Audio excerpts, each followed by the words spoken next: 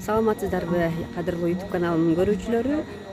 Бүгүн биз Өзгөн районундагы Кызыл Октябрь айылындабыз.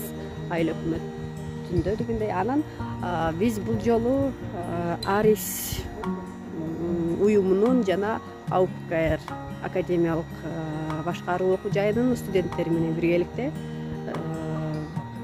багбанчылык менен таанышып жүрөбүз. Өзүңүздөр көрүп тургандай, полукарлик көчөттөр алма эгилген экен.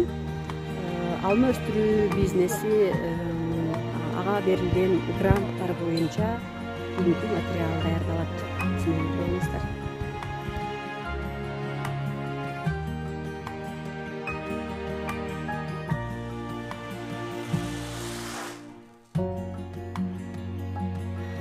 көчөттөр тамчылатып сугаруу методу менен сугарылат. Өзүңүздөр көрүп тургандай, мындай түтүктөр бар.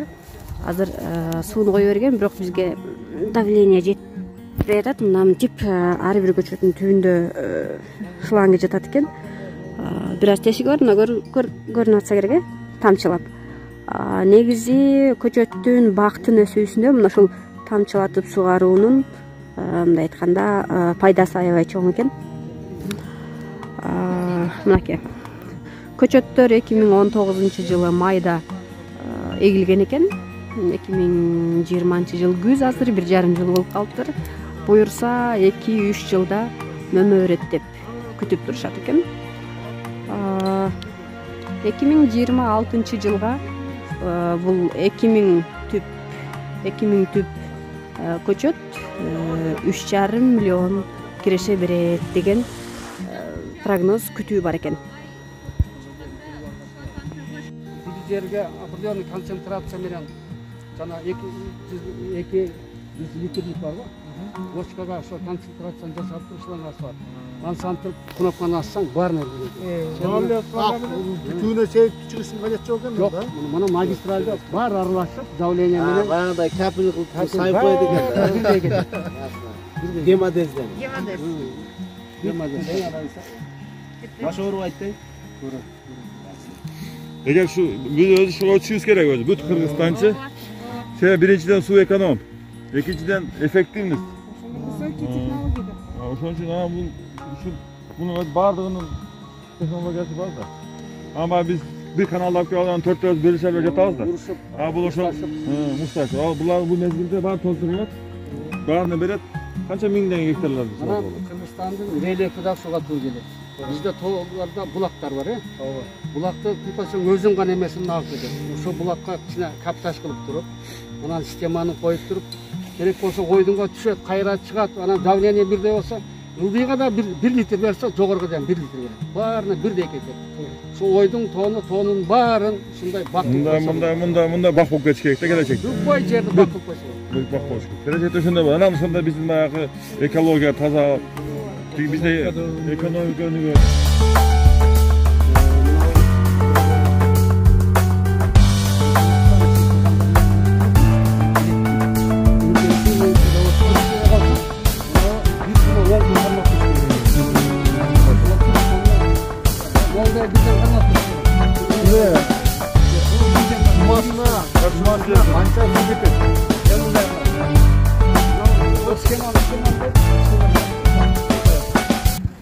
Мына мисалы үчүн былтыр 20-дан баштап 21 мына эмеге чейин бул мындай да бул прогноз.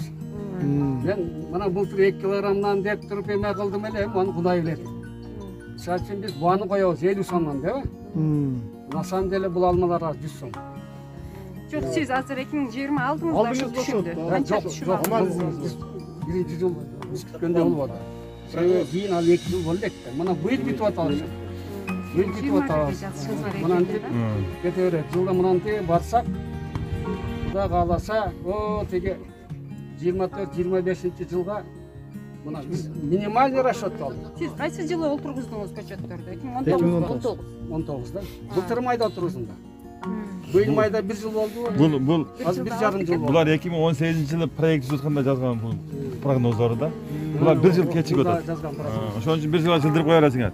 2026 деп коя берелем. 2026 3,5 миллион деле иштеген болот. Иштеп тургулам бирер. Минимальный расчет. Минимальный расчет. 3,5 миллион Құда қаласа береді деп қарекет қылып жатабыз. Биыл кичине түшүм өзүңүздөр алдыңыздарбы? Кичине ос тийдик, болду. Айттым ғой жана бір қарға бар екен, алақанат менен талашып жедик biraz. Демек сиздерде бир ошол коркунуч бар экен да. Коркунуч бар. Аны мындай дейт. Институттар алар кызыл свет жакшы көрөт. Четине дейт кызыл бирдекен эгиң дейт, ошону жеп коюп калгандан кийин алмагызга тийбейт дейт. Анда караштырыш керек. Караштырбай Өзбекстандагыдай светке тартыш керек да.